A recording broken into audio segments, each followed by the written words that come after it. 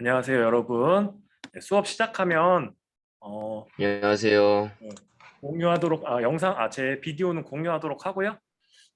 채팅과 여러 가지 이런 기초 사항들을 좀 세팅해 주세요. 오늘은 좀 여유 있게 좀 해보려고 좀 일찍부터 들어왔습니다. 이게 연강이 아니다 보니까 2학년 수업이 그 전에 있으면은 좀 정신이 없는데 여유가 있어서 좋네요.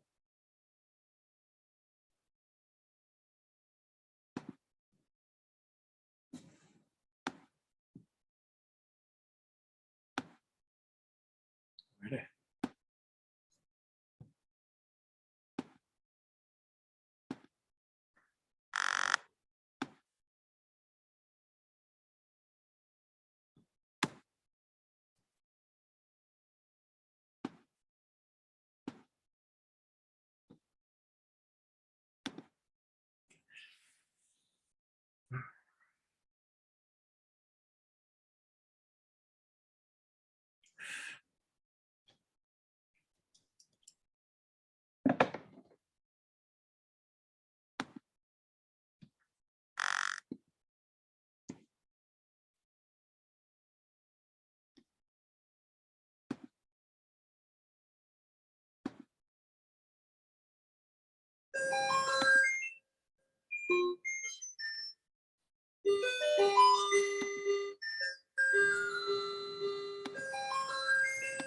안녕하세요. 안녕하세요.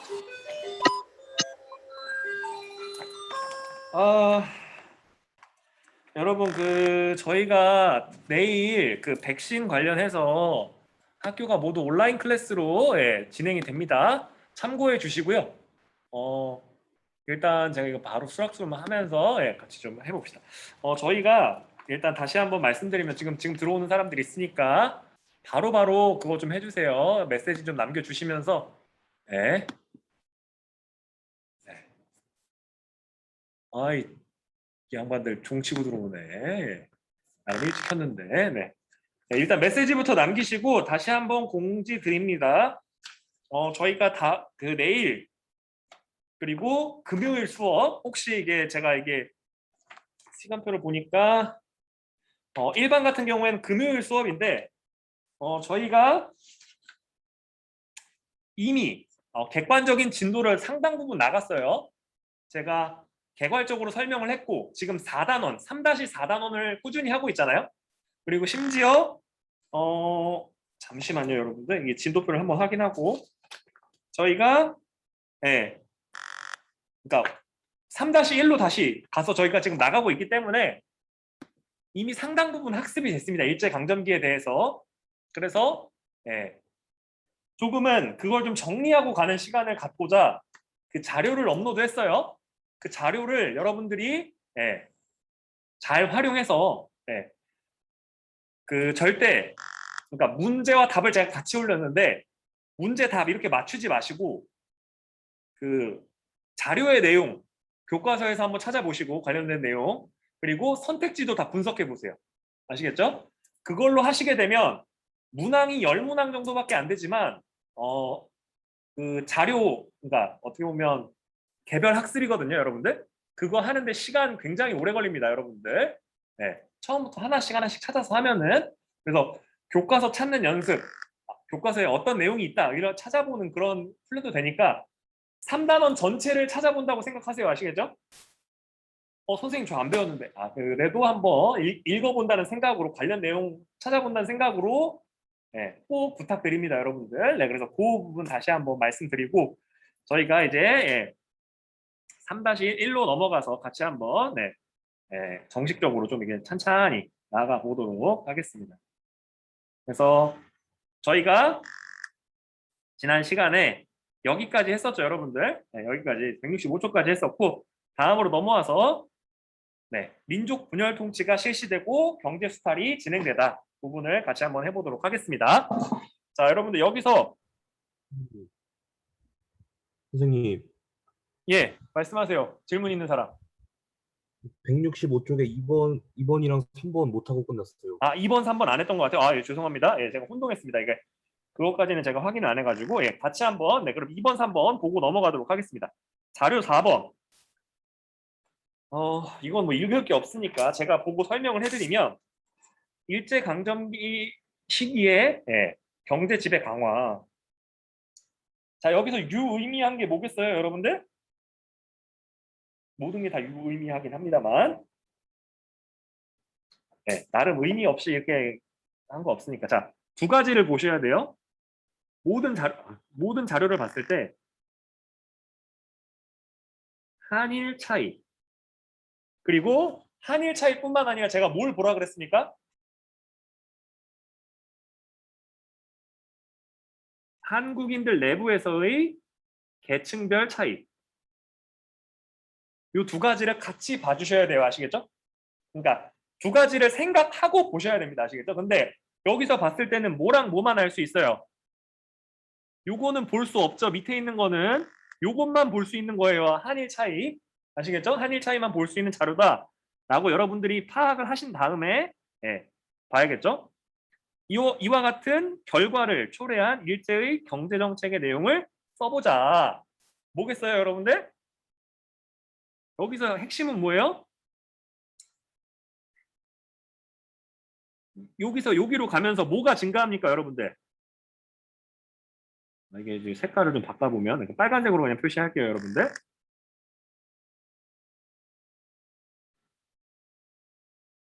그래서 일본인의 비율이 증가했다 라고 하는 거를 파악했죠. 그게 뭐랑 관련이 있겠습니까, 여러분들? 일단 회사령과 관련이 있겠구나 라고 여러분들이 이렇게 생각을 하고 이렇게 봐주셔야 됩니다, 여러분들. 그래서 보시게 되면 일단 여기서는 광산도 있고 회사도 있죠. 그래서 회사령은 회사, 그리고 광산은 광산령, 이렇게 관련이 있다 라고 생각을 해주시고 이 답을 같이 좀 적어 보시면 좋을 것 같습니다. 제가 좀 적어 볼게요.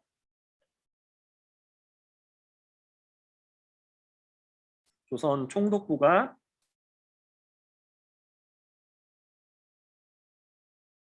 회사령을 공포하여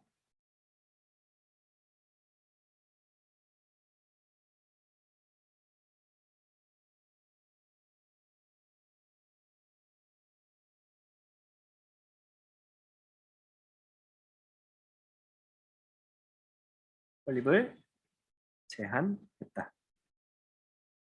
또한 조선 광산령으로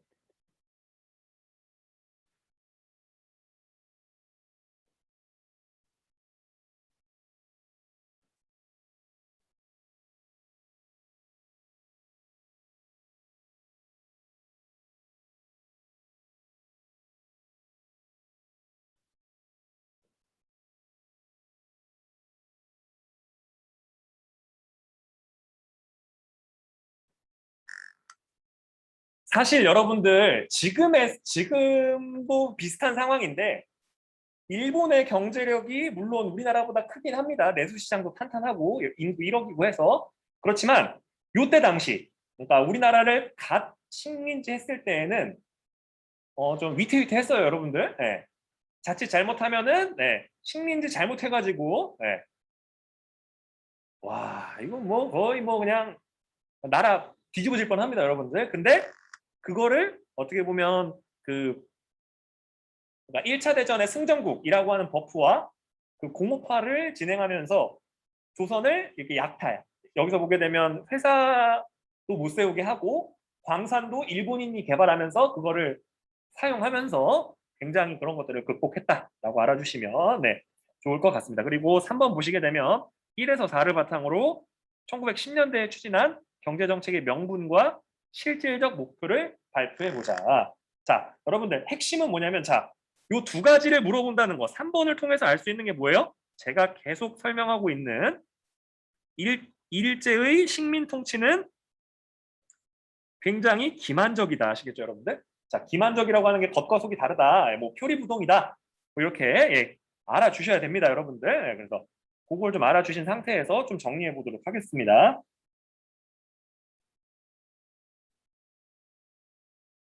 자, 지금까지 다뤘던 내용을 잠깐 한번 보게 되면, 자, 여러분들 이 자료를 활용하는 거잖아요, 여러분들. 자리가 없어서 3번은 여기다가 좀 써보도록 하겠습니다. 3번은 위쪽에다 좀 적어보도록 하겠습니다. 3번.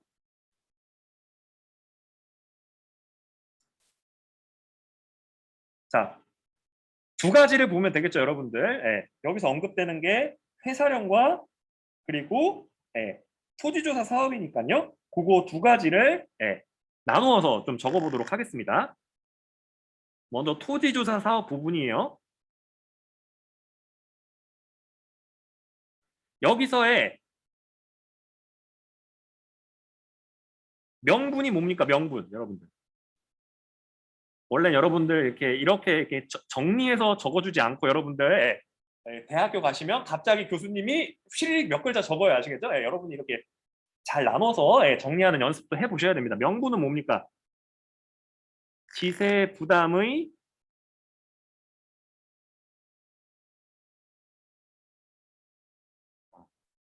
공평함 확보. 그리고 또 하나 있죠. 근대적 토지 소유권 확립. 근데 실제적으로 뭐였습니까? 실질적으로는 네.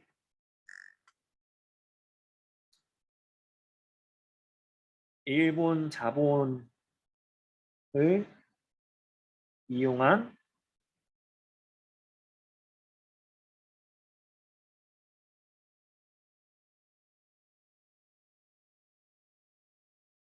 또 명분이 또 하나 있었죠. 이건 관련된 게 아니구나. 죄송합니다, 여러분들. 제가 좀 이게 준비해 온 게 실질적으로는 일본인들을 중심으로 한 토지 소유 구조 확립. 자, 어려운 말로 이렇게 쓰고 일본인 지주 증가라고 알아주시면 되겠죠. 플러스 뭡니까, 여러분들? 지세 확보, 식민지 통치를 위한 지세를 확보하고 그리고 이 근대적 토지 소유권을 확립한다. 그러니까 한국 사람들이 똑바로 안 할 거 알았던 거예요. 그러니까 그 땅 확보해서 일본인들한테 넘기고, 그러니까 일본 본토에서 어떻게 보면 지리멸멸하게 공업화 과정에서 소외됐고 그 경제발전 과정에서 소외받았던 사람들이 한 번 인생 역전의 기회를 가질 수 있게, 그러니까 일본의 사회 문제를 해결할 수 있는 수단으로 썼다. 일단 토지조사 사업은 그렇게 좀 정리를 해볼 수 있겠고요. 그리고 두 번째, 회사령 같은 경우에는 이게 좀 이해를 잘 정리해 주세요, 여러분들. 이 포스트잇을 붙이던지 해가지고 회사령 같은 경우에는 명분으로는 일본 자본을 이 주어로 써야 되는데 일본 자본이 한국 진출하는 것을 막는다. 실질적으로는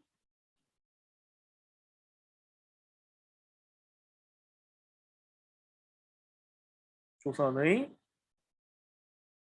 회사 가로치고 산업 성장을 막고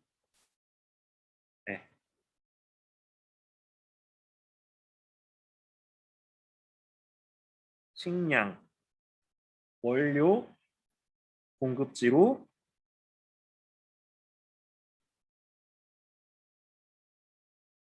일본의 요거 써야 되죠.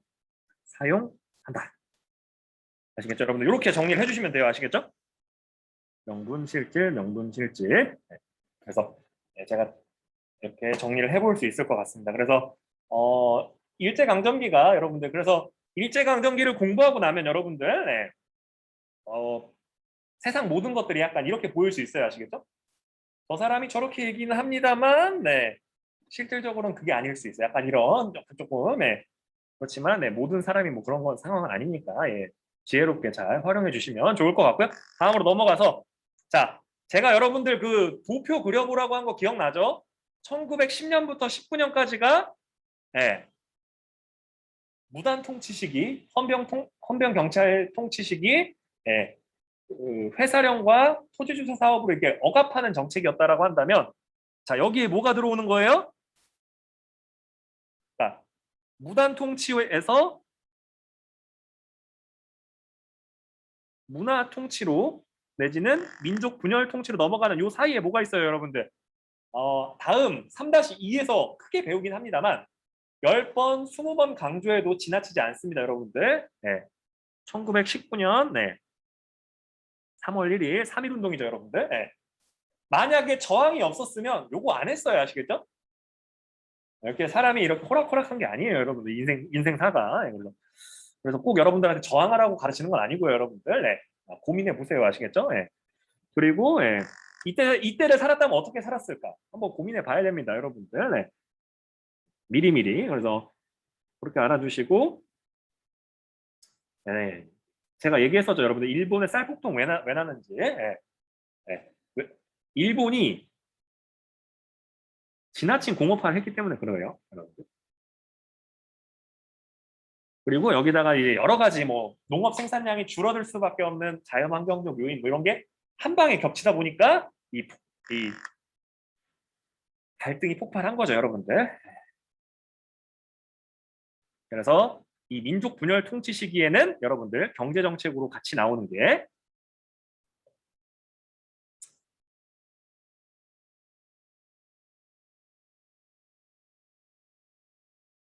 그러니까 토지조사 사업에서 이제 땅을 다 조사했으니까 거기서 쌀을 생산하는 거를 증가시키는 계획이다. 아시겠죠, 여러분들? 네, 산미증식 계획이라고 하는 게 그렇게 좀 알아주시면 네, 좋을 것 같습니다. 그래서 네, 3.1 운동을 계기로 네, 헌병경찰제가 문제가 많구나 라고 느껴서 문화 통치를 하게 됩니다, 여러분들. 그렇지만 여러분들 이것과 더불어서 문화 통치 시기가 우리는 이렇게 착각할 수가 있어요. 우리는 이 시대를 안 살아봤으니까. 선생님 그러면 그 이전보다 삶의 질이 좋아지고 좋아진 거 아닌가요? 살만해진 거 아닌가요? 라고 할 수 있는데 네. 물론 좋아진 부분이 있습니다, 여러분들. 네. 헌병경찰이 보통경찰로 바뀌고 여러 가지 이런 억압적인 제도들이 폐지됩니다. 여러 가지 언론 네, 이런 자유도 생깁니다. 뭐 그래서 이게 딱 언급이 되죠. 그리고 이런 조선어 신문이 발간되기도 하고요. 그렇지만 네, 이 시스템을 확립해서 전반적인 경찰 행정 인력을 증가시키고요. 이때는 경찰서와 주재소를 확충하고 치안 유지법을 통해서 감시와 탄압을 더욱 이렇게 촘촘하게 만들게 됩니다. 그러니까 그거라고 보시면 돼요. 이 법률이 어떻게 보면 소프트웨어적인 거고요. 이게 하드웨어적인 거예요. 아시겠죠? 소프트웨어를 실행할 사람도 늘리고 탄압할 수 있는 소프트웨어도 개발하고 아시겠죠, 여러분들? 그래서 이렇게 어떻게 보면 그 디립다 폭력적으로 폭압적으로 억압하는 거에서 조금 바뀌었다라고 알아주시고요. 네. 기만술책, 예. 그리고 문관 총독은 네. 제가 얘기했었죠, 여러분들. 총독 끝날 때까지 단 한 명도 임명 안 했다. 네. 경찰 관서와 인원 비용이 크게 증가했다. 네. 그래서 이렇게 알아주시면 좋을 것 같습니다. 문화 통치의 방침. 네.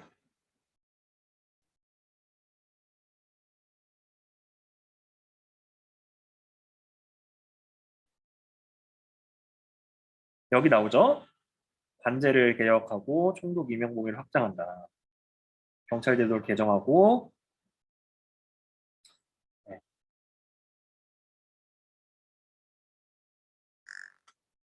네. 좋은 말만 했어요. 아시겠죠? 네. 이 총독이 3.1 운동 이후에 어떻게 보면 부의만 총독입니다, 여러분들. 그래서 그렇게 좀 알아주시면 좋을 것 같고요. 이 무단 통치에 따른 이런 저항과 국제사회의 비난이 있었기 때문에 그런 거죠, 여러분들. 그래서 그렇게 좀 알아주시면 네, 좋을 것 같습니다. 그리고 이 치안유지법 되게 중요합니다, 여러분들. 이 치안유지법에서 주로 탄압의 대상이 됐던 게 이 1920년대 중반에 우리나라에 또 사회주의가 들어옵니다. 사회주의 플러스 여기서 나오죠, 여러분들. 민족운동. 무조건 탄압과 감시의 대상이 되는 거예요. 아시겠죠? 사회주의와 항일 민족운동. 그래서 그렇게 좀 정리를 해주시고요. 그리고 일제는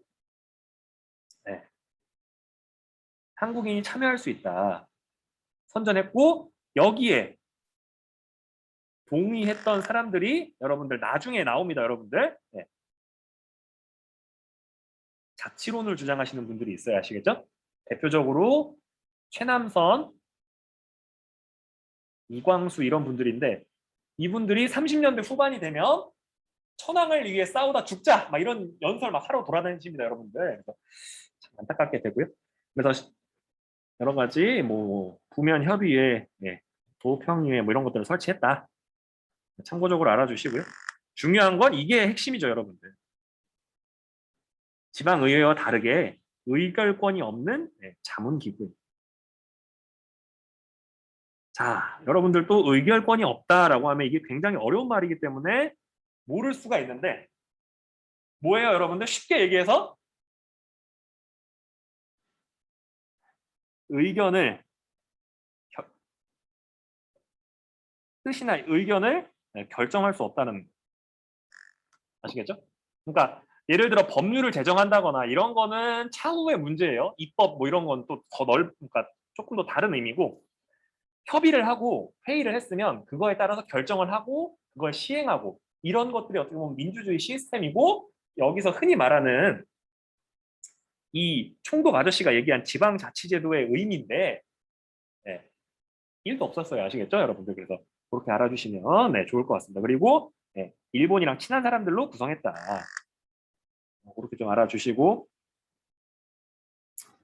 교육기회 확대를 표방하면서 보통학교 교육 연한을 늘리고 학교 수를 증설했다.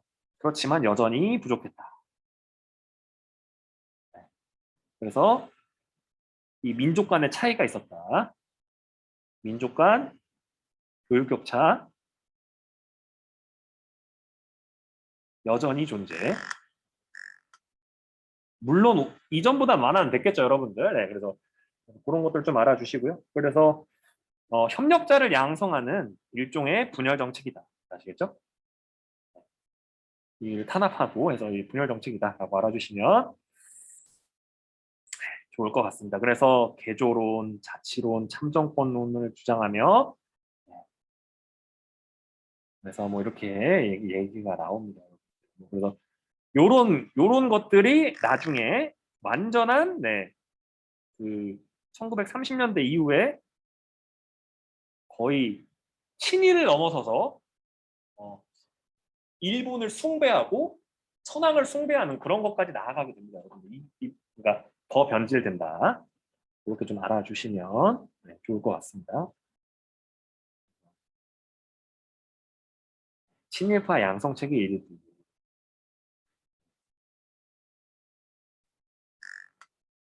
친일 인물을 골라서 각종 단체를 조직하자. 종교단체도 중앙집권화해서 최고단체를 앉히자. 그리고 편의와 원조를 주고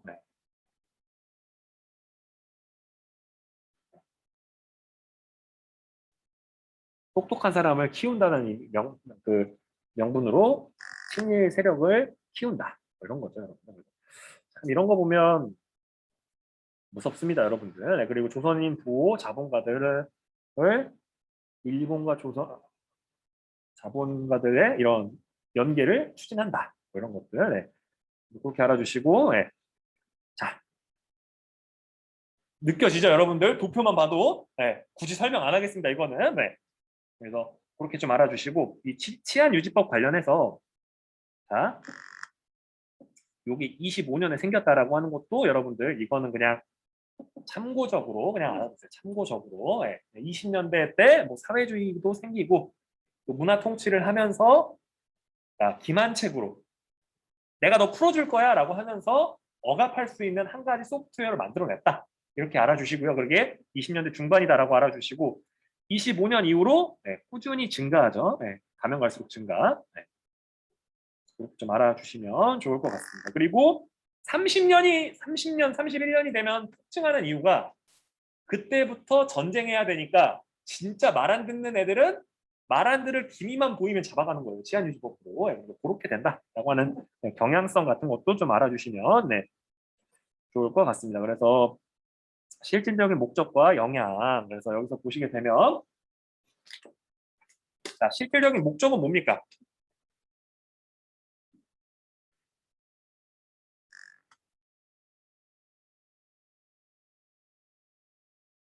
민족 분열 통치를 해서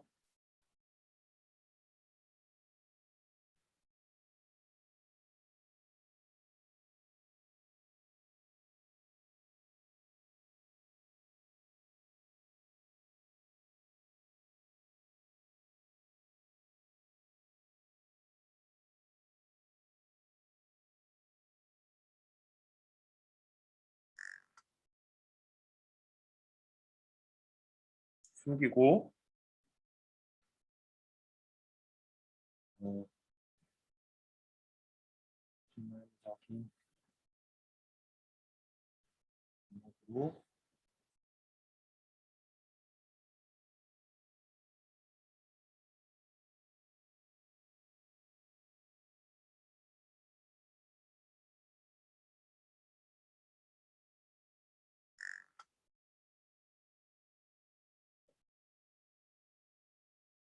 가 되는 거고 영향이 이게 밑에다가 적어보면 여기 밑에 나오는 이에 그 문화 통치의 영향이니까요, 여러분들. 요게 영향이 되는 거예요, 여러분들. 네. 그러니까 여기에 동조한 사람들이 여러 가지 일본의 말 잘 듣자, 잘 들어도 그 우리한테 유의미한 의미가 있다. 안 좋은 것만 있는 건 아니다. 막 이런 식의 생각을 하는 거죠, 여러분들. 그래서 여기다 좀 적어 보면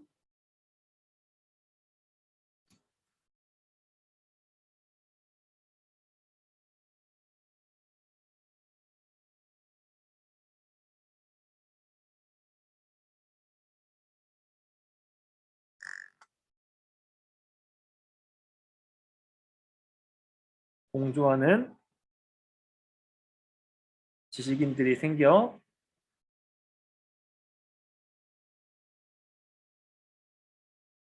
민족운동이 분열되었다. 그렇게 알아주시면 좋을 것 같고요. 자료 2번, 3번을 통해서 기만적인 측면을 발표해 보자. 네.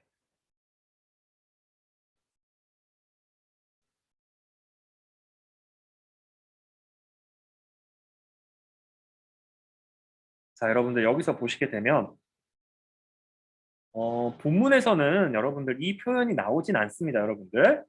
본문에서 나오진 않습니다만 이 보통 경찰제를 하면서 경찰을 두 가지로 나눕니다.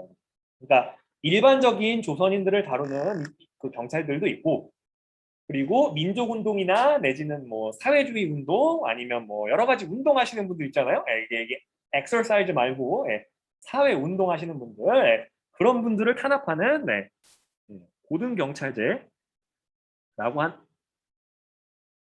오타가 나서 고등경찰제라고 하는 것도 운영을 합니다. 이거 운영하면서 요거에 어떻게 보면 이론적 근거, 그러니까 소프트웨어가 됐던 게 바로 치안유지법인 거죠.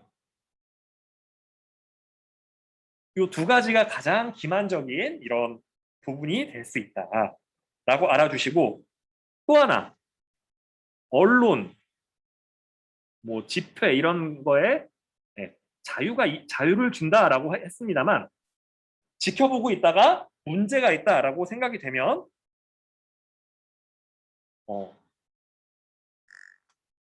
그 신문 같은 경우에는 압수하기도 하고요. 네. 기사 삭제를 시킨다거나 정관, 잠깐 동안 너 발행하지 마라고 이렇게 억압하고 내지는 이제 감옥에 그리고 감시를 하는 거죠. 계속 감시를 했다. 여기서의 감시는 집회를 감시하는 거예요. 치안유지법으로. 그래서 조금만 봐도 이상해 보인다 싶으면 이제 바로 이제 탄압하는 거예요. 예. 그래서 치안유지법을 걸어서 감옥에 가두고 뭐 이런 행동을 했다라고 알아주시면 좋을 것 같아요. 그렇게 좀 알아주시고요. 그래서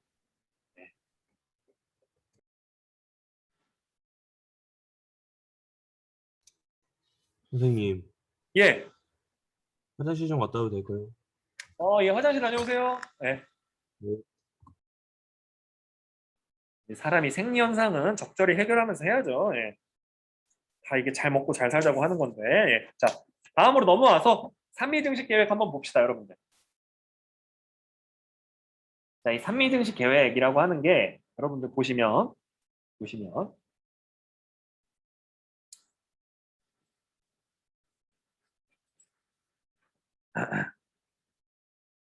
네.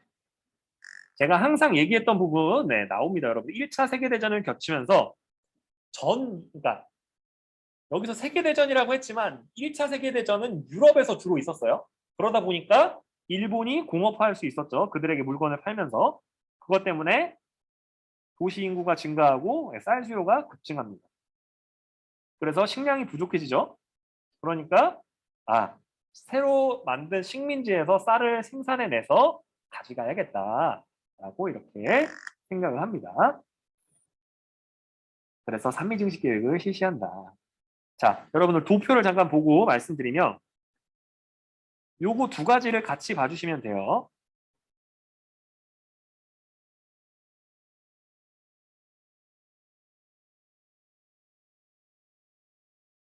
여러분들 제가 선을 두 가지 그었습니다. 여러분들. 예. 이 숫자가 여기에 다 다르지만 핵심은 뭐예요? 생산량은 고만고만하고 오히려 더 줄어들 때도 있는데 뭐는 계속 증가합니까? 뭐가 계속 증가해요? 쌀 이출, 그러니까 쌀을 사가는 거는 계속 증가한단 말이에요. 그러면 요걸 통해서 나타날 수 있는 조선의 상황은 뭡니까? 조선의 쌀이 부족해진다. 쌀이 조선에서 쌀이 부족해진다.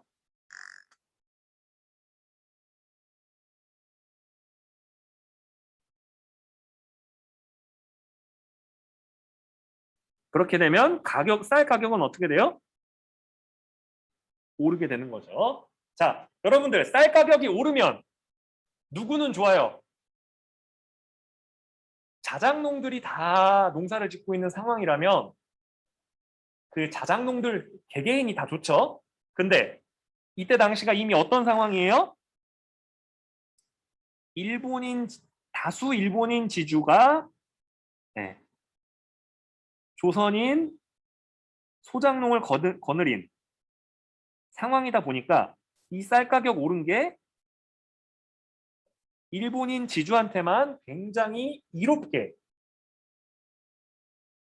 역할을 한다라고 일단 좀 알아주시면 좋을 것 같습니다. 그래서 다수 품종을 개량하고 뭐 일제는 부족하니까 품종 개량하고 비료 사용하고 열심히 했다. 그리고 개간도 했다. 개간이 그 농지 늘리는 겁니다. 그리고 여러 가지 수리 시설을 만들기 위해서 수리 조합을 조직했다. 그래서 산미 증식 계획으로 생산량은 늘지 않았으나 나오죠, 여러분들? 이출량은 해마다 증가했다. 그리고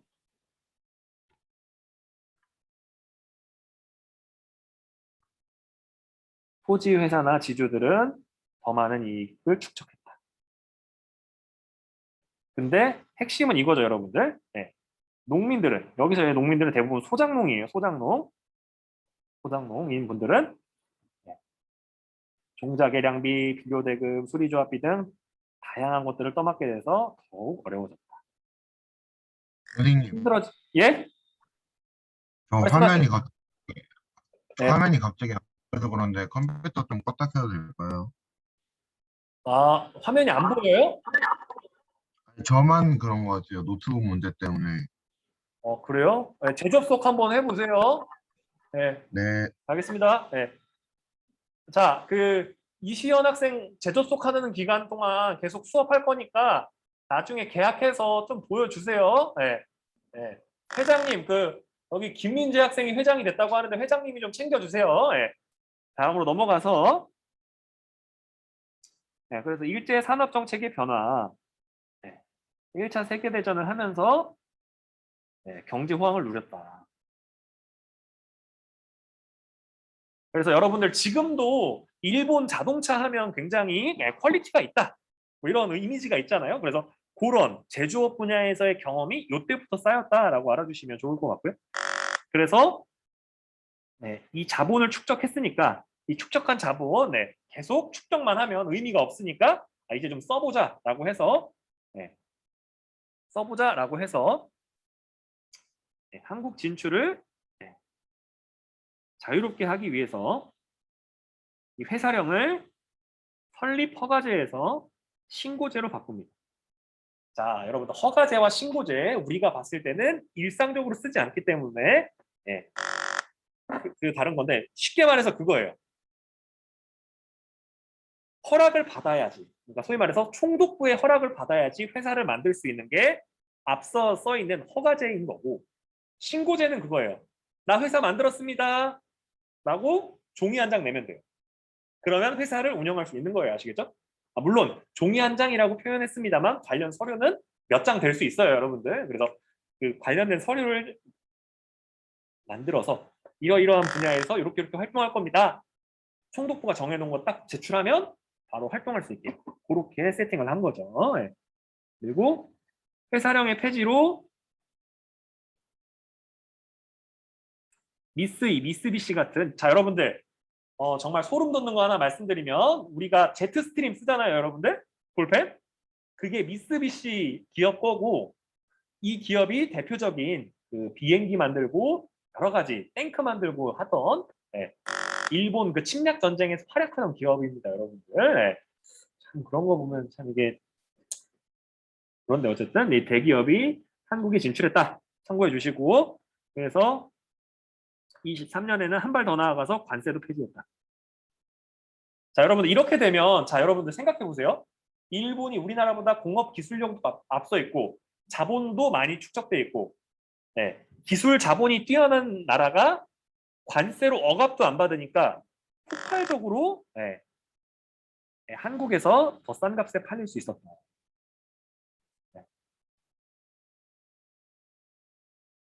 그리고 은행령을 발표해서 한국인 소유의 은행을 합병하는 등 자본의 지배도 더욱 강화시켰다. 그래서 여러분들 그거라고 보시면 돼요. 폭력적으로 모든 걸 억압하던 시스템에서 이제 다 할 수 있어라고 이제 기만적으로 이게 허용해 주듯이 해놓고서는 그 내부적으로는 경찰 인력을 늘리고 치안 유지법을 만들어서 감시와 탄압을 강도 높게 진행하고 그리고 그 이전에는 어떻게 보면 그러니까 수탈의 시작 단계였던 토지조사 사업이나 회사령 이런 걸로 억압만 하다가 이거를 한 단계 더 뛰어넘어서 이제는 본격적으로 수탈해 나가는 산미증식 계획과 여러 가지 이 회사령의 폐지 이런 것들을 통해서 일본 자본이 우리나라로 진출하게 되는 그런 상황이 되었다라고 좀 알아주시면 좋을 것 같습니다. 그래서 한국인 기업은 이때 당시에 대부분 유통이나 제조업 분야의 소규모 회사여서 크게 차이가 났다. 아시겠죠? 네. 참 안타깝습니다, 여러분들. 그래서 그렇게 좀 알아주시고 다음으로 넘어가서 경제 수탈 정책에서는 토지조사 사업이고요.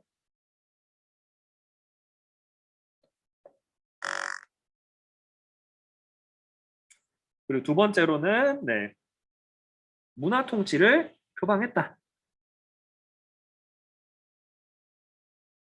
그리고 산미증식 계획을 실시했다. 라고 여러분들이 딱 알아주시면 좋을 것 같습니다. 그래서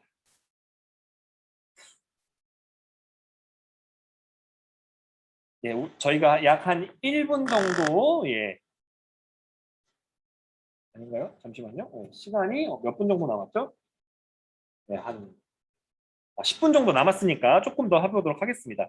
그래서 여러분들, 자, 우리가 이 산미증식 계획과 여러 가지 이 수탈 때문에 우리나라 식민지 근대 도시들이 형성이 됩니다, 여러분들. 대표적으로 이 두 곳에서는, 이 두 곳만 여기서는 언급이 되지만, 여러분들 제가 그 2단원 가르치면서 말씀드렸던 인천까지 더불어서 근대 개항기 그리고 개항기 이후에 생긴 요 우리나라 서쪽에 있는 세 도시는 여러분들 기회가 되면 한번 꼭 가보시면 좋을 것 같습니다. 많이 사라지기도 했습니다만 이런 근대적 유산들이 아직 많이 남아 있습니다, 여러분들. 그래서 그렇게 좀 알아주시고, 그래서 목포는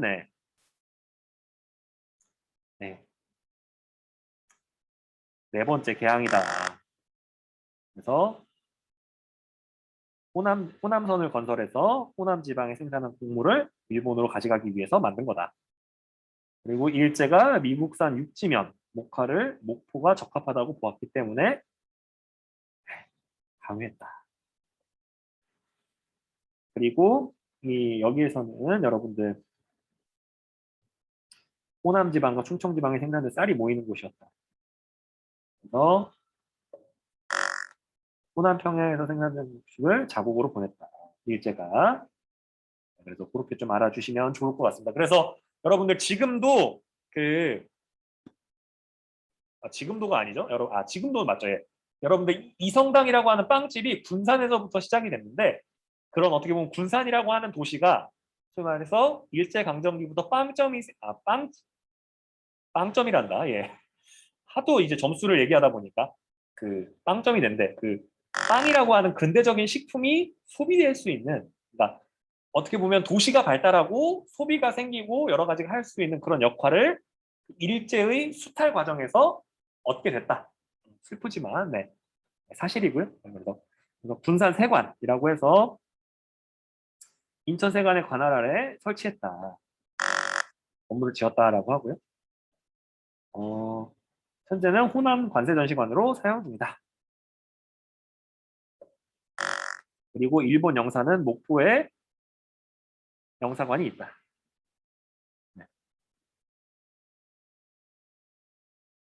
그리고 뭐 이렇게 됐다라고 알아주시고요. 이게 일본 영사관이었다가 14년부터 부청사가 됐다. 뭐 방공호도 강제로 만들었다. 한국인 강제공원에서 지금은 근대 역사관으로 사용 중이다. 이렇게 좀 알아주시면 좋을 것 같습니다. 그래서 일제가 1910년대 이후에 굉장히 많은 이 식민지 통치 방식에 변화가 있었다라고 알아주시면 좋을 것 같고요. 그래서 이제 3.1운동과 임시정부라고 하는 그 다음 단원으로 넘어가 보도록 하겠습니다. 그래서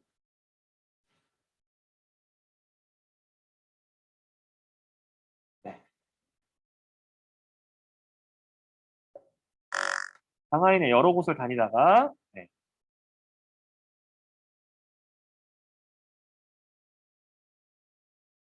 그래서 이게 이런 건물이었는데 사라질 뻔했는데 복원됐다. 우리나라 요청으로. 그래서 자, 여러분들 다른 거는 뭐 이게 이후에 설명하더라도 왜 이랬을까요? 일본의 간섭을 피하기 위해서.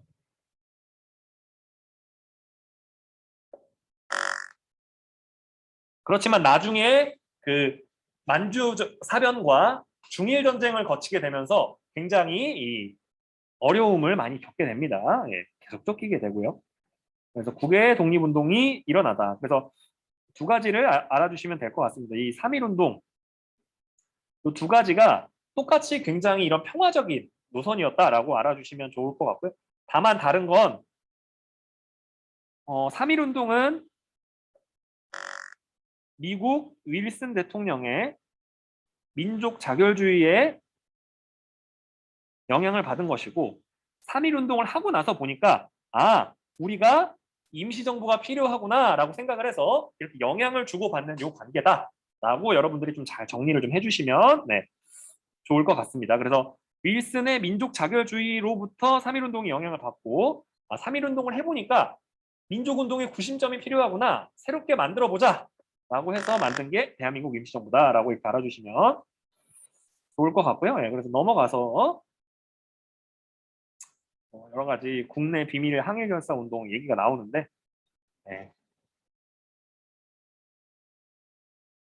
마지막 의병장 최응원이라고 하는 분이 15년까지 이런 의병 활동을 벌이면서 일제에 타격을 주었다. 그렇지만 그 이후로는 되게 힘들어지게 되고요.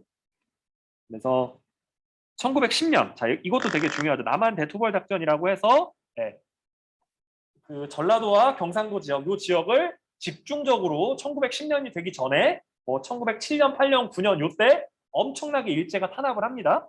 그래서 국내 의병 활동이 크게 위축이 됩니다. 그리고 백오인 사건으로 우리 신민회 배웠죠, 여러분들? 신민회가 해체되면서 국내에서 이 민족운동 하는 것 자체가 힘들어지니까 만주와 연해주 지역으로 이동을 했다. 그렇게 좀 알아주시고요. 그래서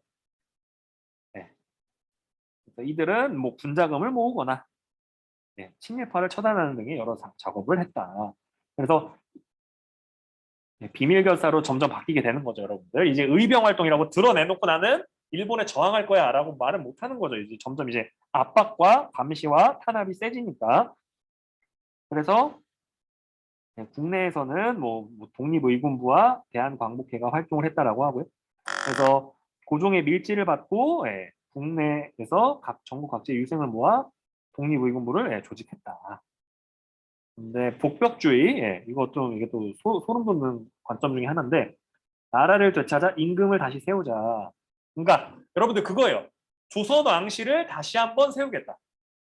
조선 왕조가 우리가 원하지 않게 망했으니까 조선 왕조를 다시, 복자가 그러니까 복습하다의 그 복자거든요. 다시 한번 그 임금님을 회복시킨다. 뭐 이런 의미로다가 이해해 주시면 좋을 것 같습니다. 그래서 고종 복위가 목표였다. 근데 여러 가지 계획하다가 발각돼서 해체됐다. 그리고 대한광복회는 대구에서 조직이 됐고요. 근데 공화정 수립을 목표로 합니다. 나라 망한 지 5년 만에 이제 왕 필요 없어요 나온 거예요. 고종이 열 받았겠죠, 여러분들. 그렇지만 어쩔 수 없었고요. 그래서 이 단체는 의병 계열과 애국 계몽 운동 단체가 모여서 같이 구성됐다. 그래서 그 무력 저항과 실력 양성론 뭐 이런 계열이 같이 활동했다라고 알아주시고요. 그래서 군자금을 모아 만주에 무관학교를 세우려고 했고 친일파도 처단했다. 그래서 김자진 등 일부 회원들이 만주로 망명해서 무장 독립투쟁을 계속해 갔다. 그렇게 좀 알아주시면 좋을 것 같고요. 그래서 뭐 기성볼단, 가립단 등의 여러 가지 것들을 만들고 했다. 이렇게 좀 알아주시고요. 그러나 차츰 힘을 잃어갔다. 그래서 교육 활동으로 이제 어떻게 보면 이 저항 운동은 못 하겠으니까 이제 실력 양성론이 가는 거죠, 여러분. 실력 양성 쪽으로 이게 노선을 바꾸게 됐다라고 알아주시면 좋을 것 같습니다. 그리고 그래서 뭐 여러 가지 뭐 강령 이런 거 나오는데 고등경찰 요사, 그래서 여기 나오죠, 여러분. 고등경찰이 요약해 놓은 그 자료 뭐 이런 뜻이에요, 여러분들. 요런 뜻이, 그래서 요사라는 뜻이, 그래서 그렇게 좀 알아주시고요. 요약해 놓은 뭐 역사 뭐 이런 거긴 한데 어쨌든 뭐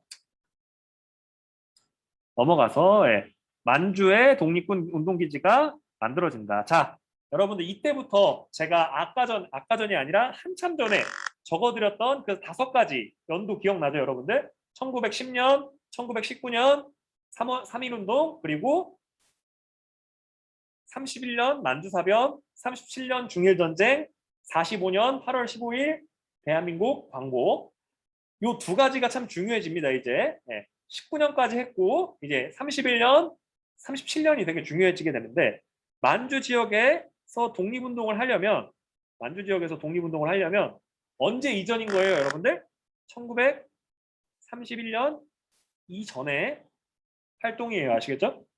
1931년 만주사변이 일어나면서부터는 만주를 그 일본과 친한 정부가 다스리게 되면서, 그러니까 만주국이라고 하는 나라가 세워지게 되는데, 이게 세워지면서부터는 이 만주에서의 활동이 굉장히 힘들어집니다. 물론 그 전에도 그 독립군 부대한테 진 일본이 안가품을 하면서 간도참변이라고 하는 여러 가지 일들이 있었긴 하거든요, 여러분들. 그래서 그렇게 좀 알아주시면 좋을 것 같습니다. 그래서 요 밑에 부분은 한 1, 2분 남았으니까 다음 시간에 하도록 할게요, 여러분들. 고생 많았고 질문 있으면 질문해 주시고 그 메시지 남겨주시고 종 치면 나가주시면 될 것 같습니다. 아니면 뭐 지금 나가도 되고요. 수고 많았습니다, 여러분들. 안녕히 계세요. 수고했습니다.